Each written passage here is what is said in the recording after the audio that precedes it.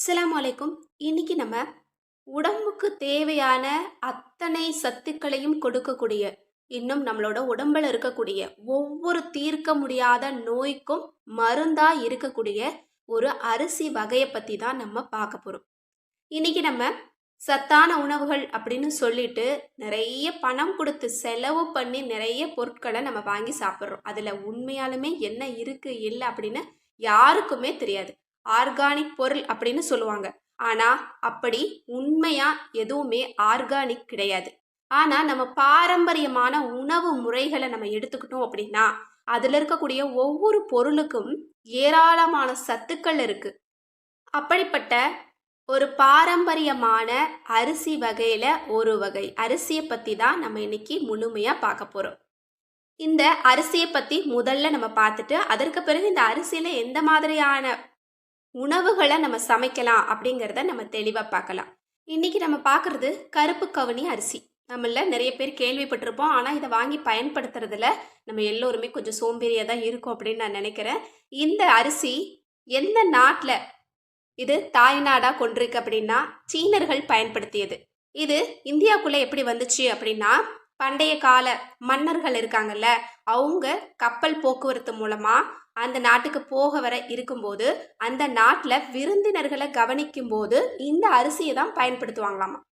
மிக உயர்ந்த அரசர்களுக்கு மட்டுமே கொடுக்கக்கூடிய ஒரு அரிசி அப்படிங்கிறதுனால இதை கப்பல் மூலமா பண்டைய கால மன்னர்கள் தமிழகத்துக்கு கொண்டு வந்திருக்காங்க. இன்னும் இந்த அரிசியை அந்த காலத்துல மன்னர்கள் தடை செஞ்சிருக்காங்க. யாருக்கு அப்படின்னா அரசர்களை தவிர வேறு யாருமே இதை சாப்பிடக்கூடாது அப்படின்னு. ஏன்னா இந்த அரிசியில அவ்வளவு சத்துக்கள் இருக்காம், அவ்வளவு மருத்துவ குணங்களும் இருக்காம். இந்த அரிசியை பயன்படுத்தினா தண்டனை கிடைக்கும் அப்படிங்கிற ஒரு சட்டத்தையும் போட்டிருக்காங்க. அந்த அளவு இது ரொம்ப ரொம்ப ரேரான ஒரு அரிசி. இப்போ இந்த அரிசியில என்னெல்லாம் சத்துக்கள் இருக்கு அப்படின்னா ஆன்டி ஆக்சிடென்ட்ஸ் அப்படின்னு சொல்லக்கூடிய புற்றுநோயை எதிர்த்து போராடக்கூடிய சக்தி இந்த அரிசியில இருக்கு. அடுத்தது நம்மளோட தோல் இருக்கு இல்லையா, முகம், இதில் இருக்கக்கூடிய ஸ்கின்னுக்கு தேவையான ஊட்டச்சத்தை கொடுக்கக்கூடிய சத்து இந்த அரிசியில் இருக்குது. அடுத்தது பெண்களுக்கு ஏற்படக்கூடிய நீர்க்கட்டிகள் இருக்கு இல்லையா வயிற்று பகுதியில், அது எல்லாத்துக்குமே இந்த அரிசியில் தீர்வு இருக்குது. இன்னும் இந்த அரிசியை தினமும் பயன்படுத்திட்டு வந்தால் உடல் பருமனை பெருவாரியாக குறைக்க முடியும் என்பதாக சொல்லப்படுது.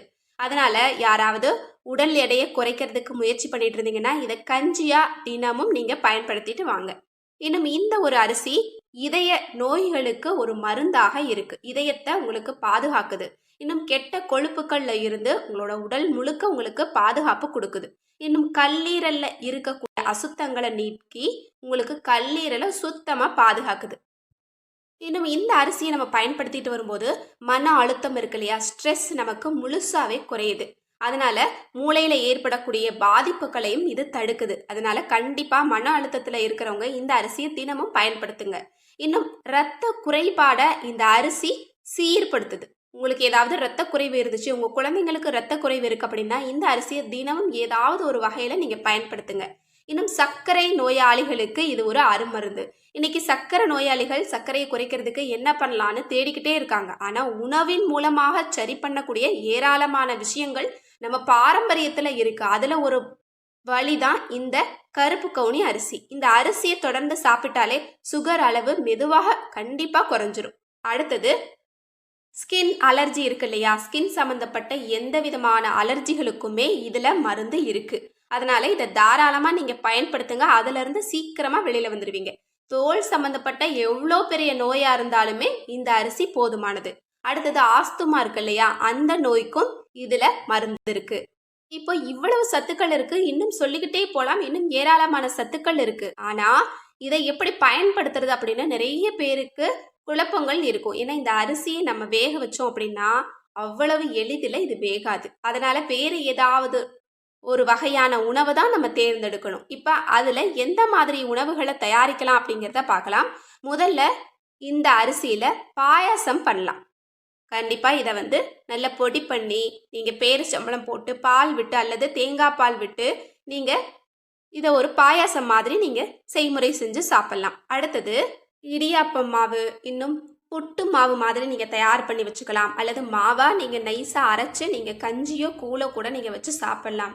நீங்கள் எந்த பொருளை நீங்கள் பயன்படுத்துறீங்களோ அதில் எல்லாத்துலேயுமே இந்த மாவை நீங்கள் மிக்ஸ் பண்ணிக்கலாம். ஒரு சப்பாத்தி ரெடி பண்ணுறீங்களா, அந்த சப்பாத்தியில் இந்த மாவை நீங்கள் மிக்ஸ் பண்ணிக்கலாம். எனவே நீங்கள் தினமும் எந்த மாதிரி உணவு விரும்பி சாப்பிட்றீங்களோ அதில் எல்லாத்துலேயுமே இந்த அரிசியை நீங்கள் பயன்படுத்த முடியும்.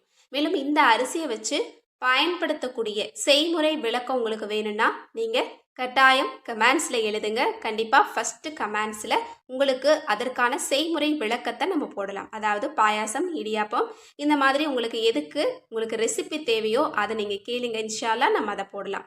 இது போல குறிப்புகளுக்கு தொடர்ந்து நம்ம சேனலை சப்ஸ்கிரைப் பண்ணி வச்சுக்கோங்க. தொடர்ந்து ஃபாலோ பண்ணுங்க. மேலும் மற்றவர்களுக்கும் ஷேர் பண்ணுங்க. அஸ்ஸலாமு அலைக்கும்.